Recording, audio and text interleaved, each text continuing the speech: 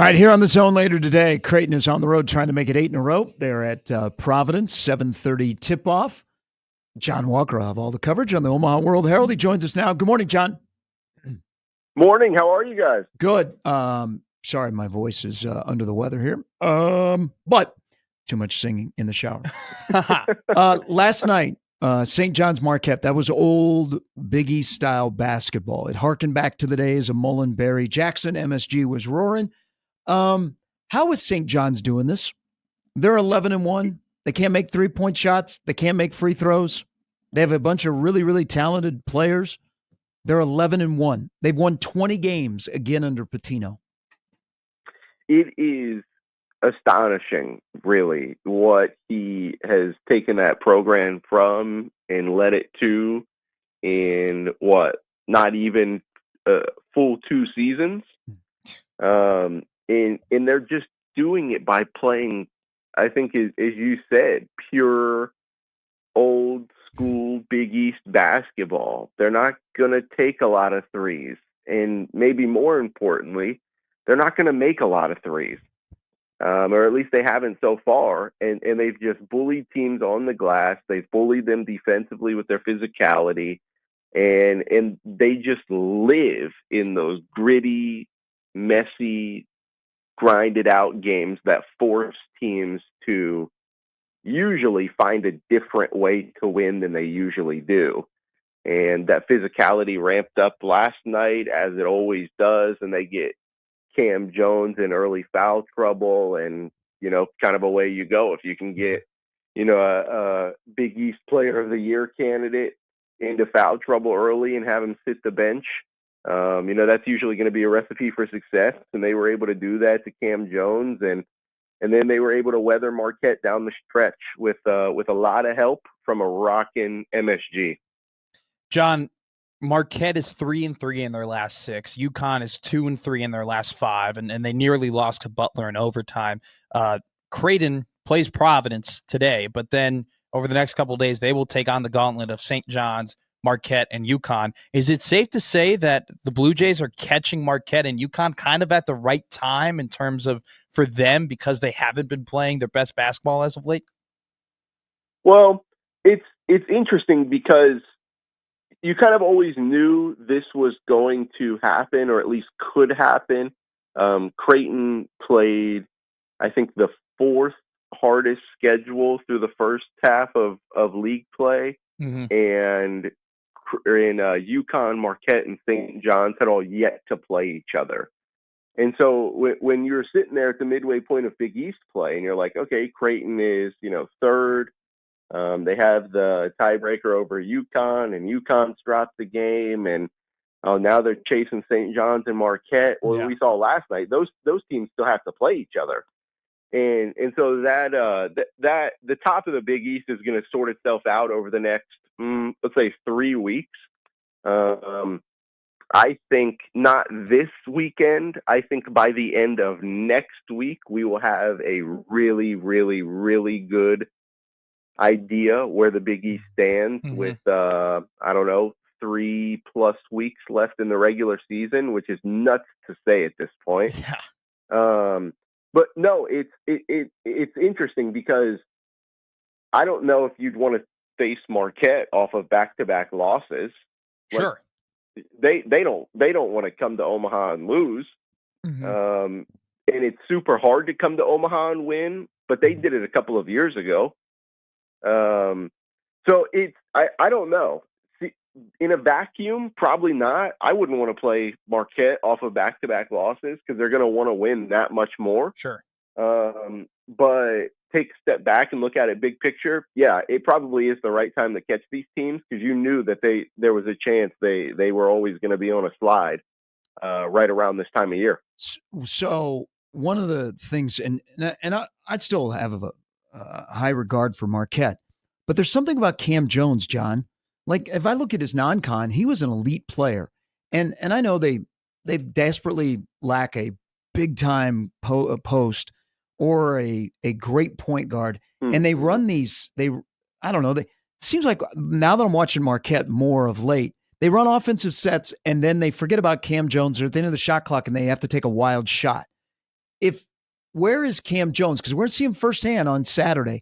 Where is Cam Jones in comparison to where Marquette needs him to be, to where Marquette needs to be, still highly thought of as probably the top team on a line in the NCAA brackets right now? Yeah, I think the non-con, like they lost. Now they've had a lot of continuity over the last 3 years. Mm-hmm. Don't get me wrong. I think they've had 7 different starters over the past 3 seasons. What? Like no team in the country is able to do that in today's era. But those 2 that they don't have are now 2 NBA players, Tyler Kolek and Oso Ighodaro. And so I think non-con teams were still trying to figure them out a little bit. Obviously, they were still trying to figure themselves out. But a lot of teams, as you guys know, those non-con teams don't know you nearly as well as, your conference teams will. And so it's a good way to figure things out. And Marquette was able to do it because they just smothered people on defense. And then Cam Jones was right up there with Eric Dixon in terms of scoring. And so they were able to kind of get by in non-con. Well, now you're playing teams that know, hey, Shaka loves to do this because he did it last year and he did it the year before, actually. And we know that when they don't have this type of player, that they're going to try and do this. And so it's tougher to, I don't want to say sneak things by, but it's tougher to get by with certain things in Big East play. It kind of reminds where Marquette is right now in terms of getting Cam Jones going. It kind of sort of feels like what Creighton went through in that stretch of like Nebraska, San Diego State, Texas A&M, where they just like physically could not get the ball to Ryan Kalkbrenner. And it kind of feels like that's the point that Marquette is at with Cam Jones.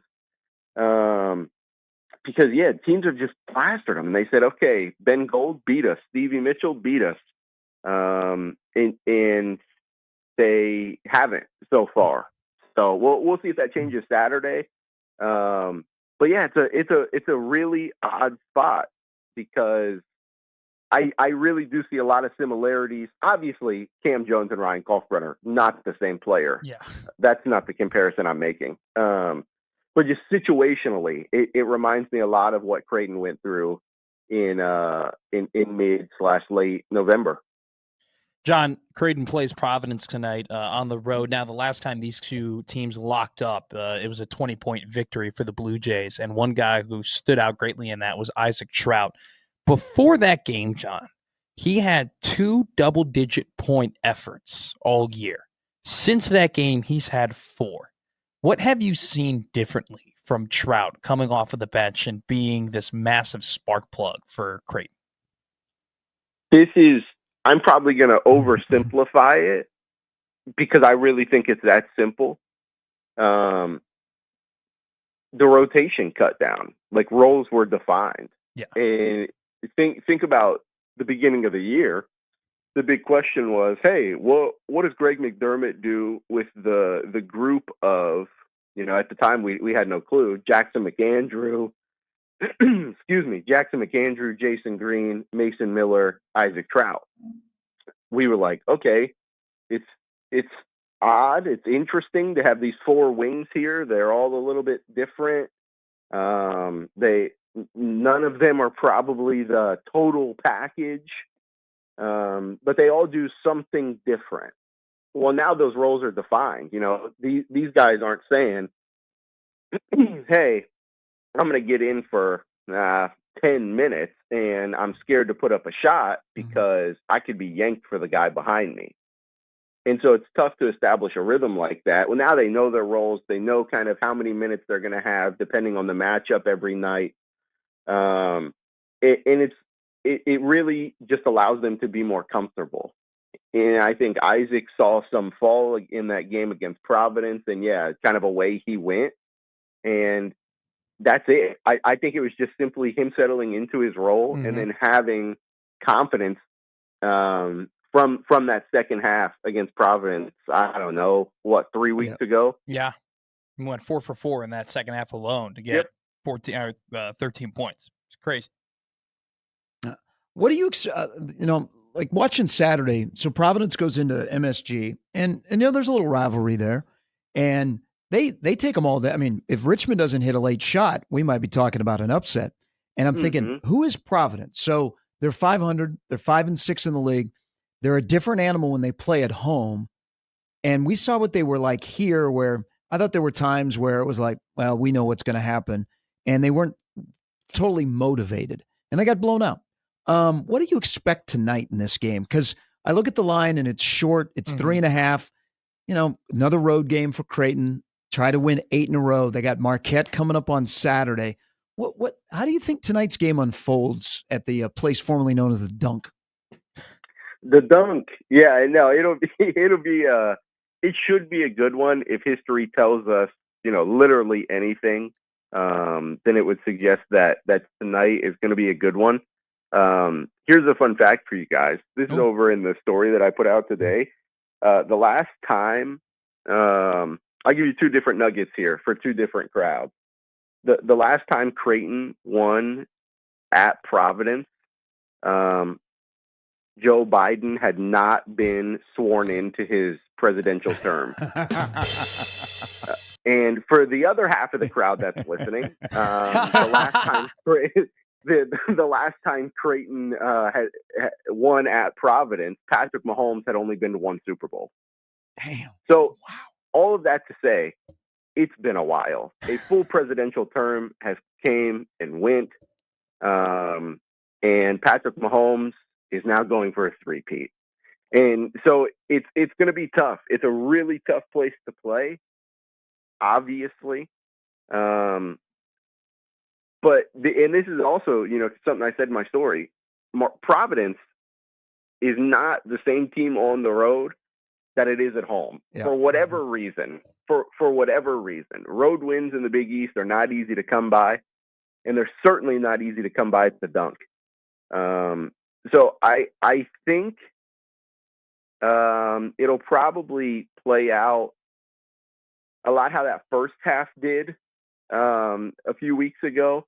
They're going to try and get Bensley Joseph and Wesley Cardet and Jaden Pierre. They're going to try and get those guys going. Well, Bensley Joseph and Jaden Pierre, they're Providence's top 2 leading scorers, other than Bryce Hopkins. Obviously, he's done for the year. Yeah. But those 2 are Providence's top 2 leading scorers, and they were held to a combined 9 points on 19 shots in that first game. Wow. And so I really think the key is defense for Creighton. I think tonight will play out a lot how that first half did. Because it was not close, but it was not the 20-point game it ended up being until Isaac Crowd caught fire in the second half. Does he have another one of those tonight? I'm not sure. Obviously, in that environment, it'll be really tough to. In Providence, will be juiced. They'll be rocking. I mean, they're sitting at 500 right now, like 5-6 in Big East play. There's like a cluster right in the middle of the Big East that is like all 5-6 in league play, and they can kind of jump to the top of that pack, right with Xavier, I think, with a win tonight. So I'm not saying Providence is going to make the tournament or anything, but in some way they have something to play for, and again they'll be at home. So that's what I think will happen. I think Creighton will try and establish Ryan Kalkbrenner. Have to, and they're gonna try and put the clamps on Bensley Joseph and Wesley Cardet, and say okay, and Jaden Pierre, and say okay, well everyone else can beat us, but you guys are not going to beat us. And Creighton has done a really good job of that this year in matchups, and that's probably what they'll do again tonight. So they've won 7 in a row, which includes a win over ranked UConn, but they aren't ranked in the top 25 as of right now. And I think, they're suffering greatly from their non-con losses earlier in the year. Yeah. Bracket Matrix, who updated their stuff today, has them at an 8 seed. Let's just say this. Let's say everything goes perfectly. They beat Providence. They go 2-1, maybe even 3-0 in this big 3-game slate they're going to have against Marquette, UConn, St. John's. John, what do you think the ceiling is for this team in terms of seeding? Can this team get up to a 3 or 4 seed, or is the damage kind of been done and maybe they, from that, lackluster non-con? Yeah, I don't know if they. Man, I guess there's a world where they could. Yeah, if they let's say they win tonight at Providence for the first time since January 2021, and let's say that they beat Marquette on Saturday, and then they bounce back and run UConn in Omaha in a repeat of last year, right? Yeah. Well, then next Sunday at the Garden is for first place in the Big East. That's a huge game. It will be a huge game regardless. So if they ran the gauntlet, man, maybe you get up to a 4 or 5, but I do not think there's any world in which they would end up at 3 because of the non-con. Okay. But it's going to be super tough, and not to diminish the win streak, but also wins over Butler, wins over Providence, wins over DePaul and Seton Hall are not needle movers at all. They've taken care of business against teams that they've absolutely needed to take care of business against. And then, they beat St. John's at home. They swept Villanova. Those are the games where, okay, now you're winning games that keep you atop the Big East, that keep you in that hunt. And, nobody's going to look at a resume and say, oh man, they beat DePaul by 24. Who didn't? You know what I mean? Totally got you. Totally got you. Yeah, and hey, they beat Seton Hall by 24. Yeah. Who didn't? Yeah. So those for me at least are not needle movers in terms of seeding, and I think we've probably seen that in a lot of the bracketology. There's still, even though they've won 7 in a row and 9 of 10, they're still sitting on that 8 seed line, even in some. So.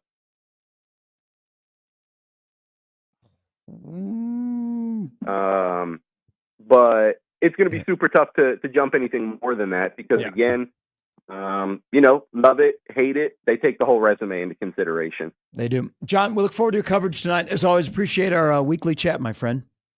Thanks, guys. Thanks, John. Jon Walker, 7:30 tonight. What a Creighton stud. is at Providence.